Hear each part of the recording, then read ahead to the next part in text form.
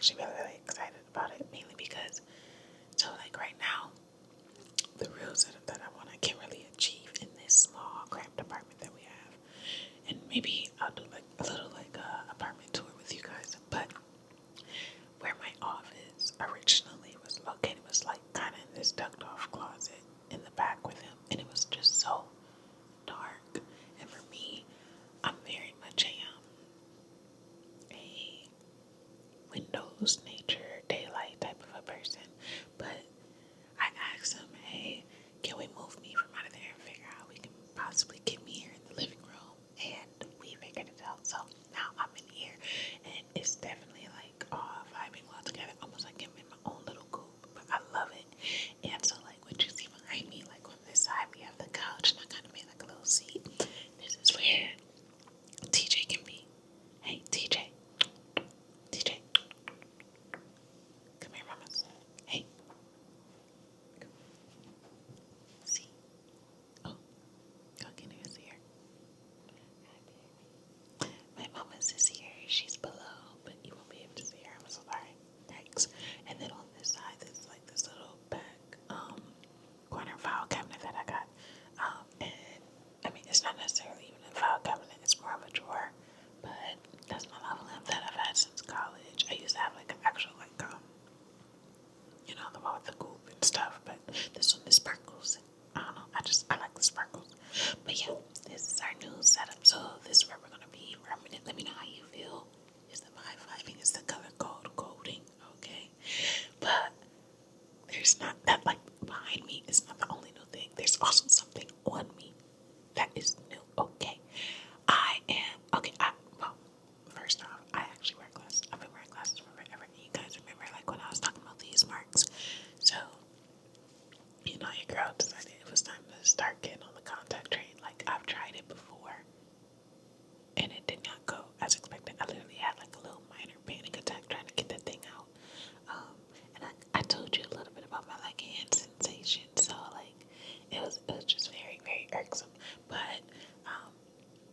I was like, if there's a will, there's a way. I want these marks gone. Therefore, I need to get on the contact train.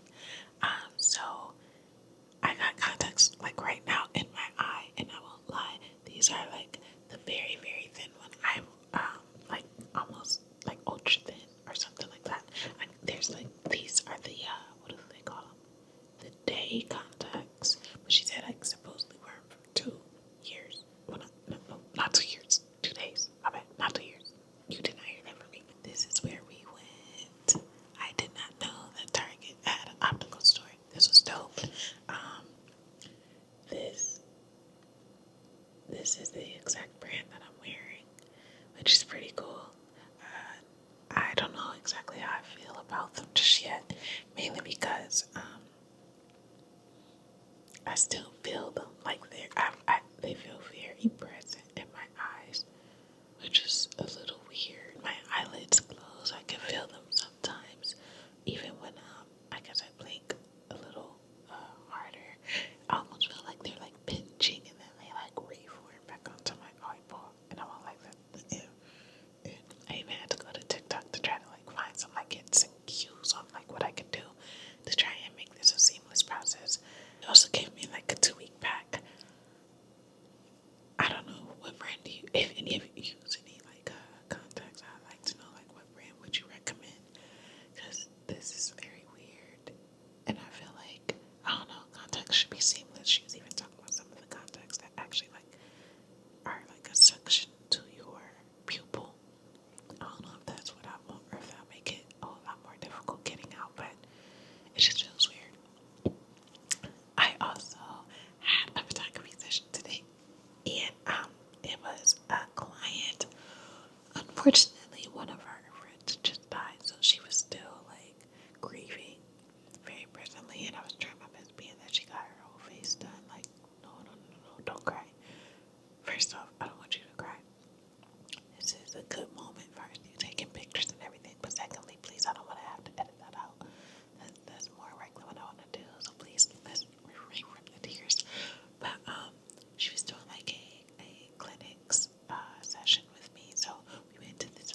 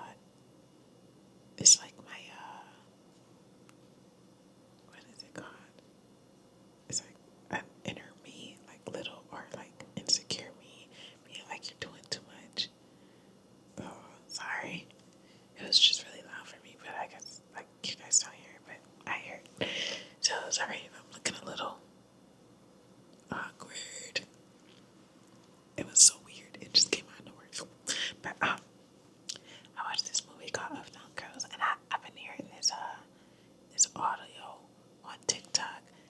Do you see her? You're not gonna find it. Oh, do you see her around here? You're not gonna.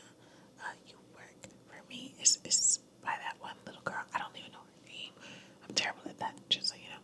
But I cried during that movie. I felt like that girl. It was like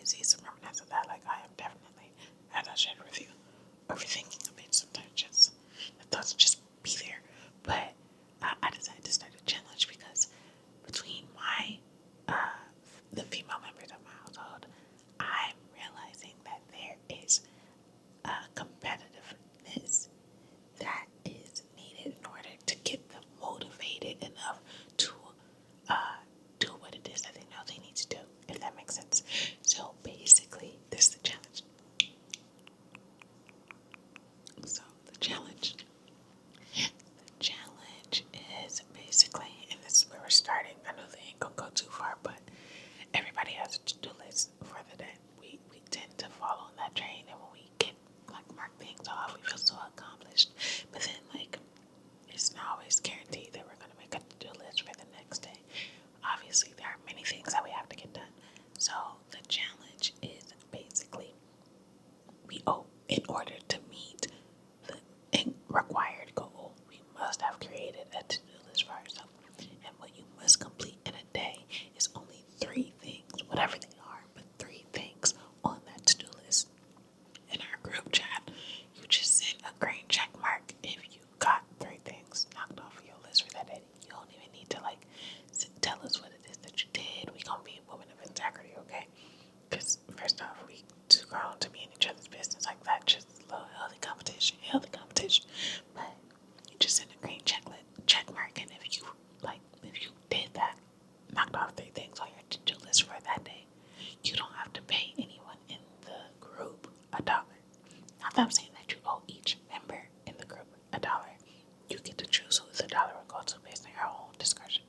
But you are giving up $1 if you do not mark at least 3 things on your list. And it could be whatever it is. If it's to wake up early and you have the parameters, like I just make sure if like I'm not saying that you need to wake up at an exact time. We'll get to the what's the word?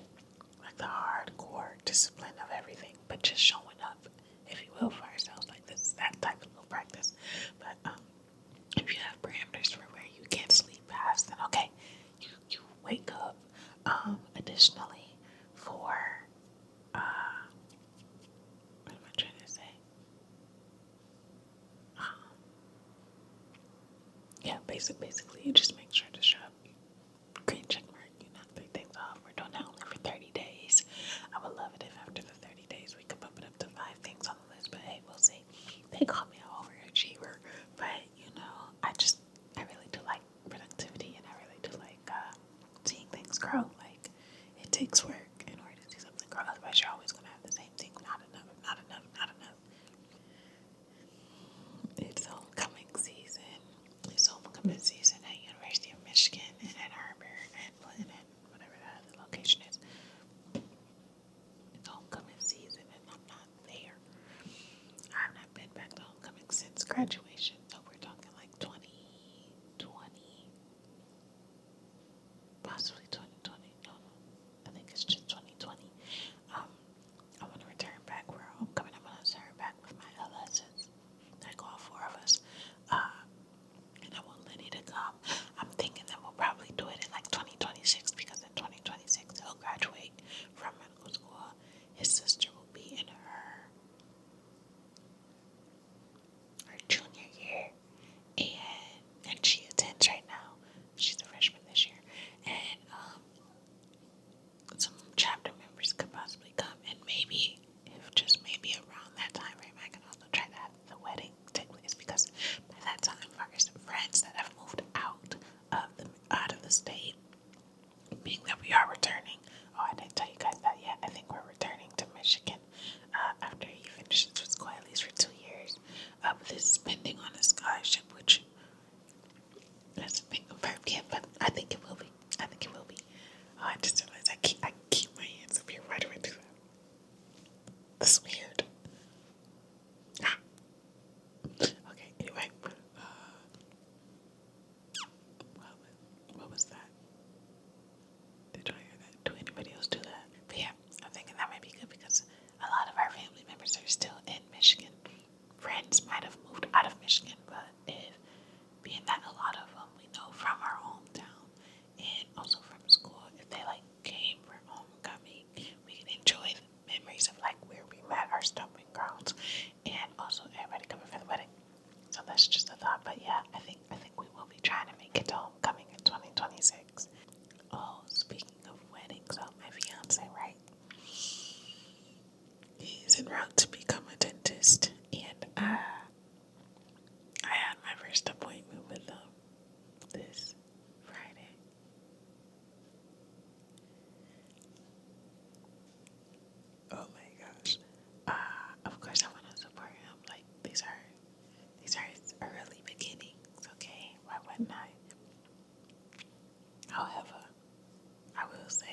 that very first procedure or exercise that made me want to run from his chair. Have you guys ever been probed before in a dental appointment? I was almost scared. Like, to be quite honest, I'm gonna just be real with you. I have not always had medical insurance, dental insurance, and all that stuff. Like, as of the start of me having my first big girl job, that's when that first started happening. Where I'm like, I can actually afford to maintain this. Even when I had a job before then, it was tough trying to have medical insurance, and it was just like I can't afford it, and I don't know what to do with it. Like when I tried to, I found myself with a big fat bill. Now I feel like I'm better, so I'm like, all right, let's step into the waters a bit. So it's been a while since I've had a dental appointment. How long? I'm not gonna tell you, but it's been a while. I've been trying my best to like take care with what I know, floss, brush, but still, it's important to see your dentist. But it's been a while since I've seen mine, so I'm like, yo, hi babe, yeah, let's do this appointment. And he's probing, and I was about to run out that seat. Probing. Well, I had to ask him what did it mean, but this is best these is layman terms. You have your tooth, right? Or let's put it like this. You have your tooth, and then you have like the gums, and basically the little like bulky thing of the instrument that they use. They put it between your tooth and gums, and it's like they measure how deep it is. And so, like, he was doing it, like, he has to do it basically around the circumference of each tooth. So, like, I don't know if anyone ever been probed and not bled, but my mom was bleeding. I was in pain. I was tapping my leg. Like, let me up, let me up. It was tough. After that, everything else was seamless. Everything else, I'm like, I'm used to this. But it turns out, like, though that is not something that gets done when you're at your dentist for like student dental doctors or whatever. That's something that they have to do. And I don't recommend it. It was just, I didn't like that. I did not like that. I did not like it at all. Everything else was fine. Sadly, we ran out of time and he wasn't able to give me a treatment plan. But yeah, I think he did a really good job. Like, he definitely knew his stuff. I could tell he's a little nervous. I recognized that, like, one of the other student doctors in there, they had to remind him to put the vest on me when we went to the x-ray. And, like, I know it just slipped his mind. That he is number one in his class, but he was nervous because, another thing was he told me that I have a bone in my mouth, which was making it hard for me to like bite on the little x-ray pieces. Alright, let me see if I can try to show you guys. It's gonna be weird. Don't judge me. You can't judge me. I already been judged. Okay, so yeah.